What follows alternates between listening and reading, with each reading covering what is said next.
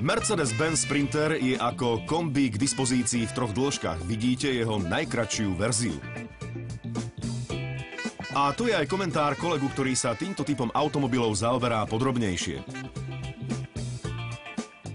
Prišiel na trh v roku 1995 ako nástupca T1. Bolo to vlastne prvý dodávkový Mercedes, ktorý mal názov.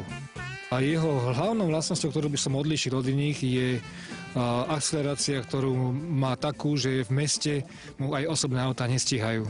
Prešiel vlastne 3 generáciami vývoja, toto je vlastne 3. generácia a je takým etalónom toho, čo sa vlastne dneska v dodávkach robí. Má najlepšie vyváženú bezpečnosť vozidla. Ako prvé dodávkové vozidlo má adaptívne ESP.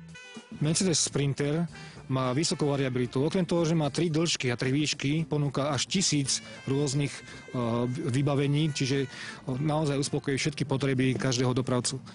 Navyše, Mercedes si týmto modelom verí, pretože poskytuje zvýšenú záruku na 3 roky a 300 000 km alebo 5 rokov a 500 000 km. Od premiéry Sprintera uplynulo 16 rokov a za ten čas si ho kúpilo viac než 2 milióny záujemcov, takže je najúspešnejším úžitkovým modelom značky. V takejto konfigurácii a s kompaktnými rozmermi je dobrý služobník aj v mestskej premávke.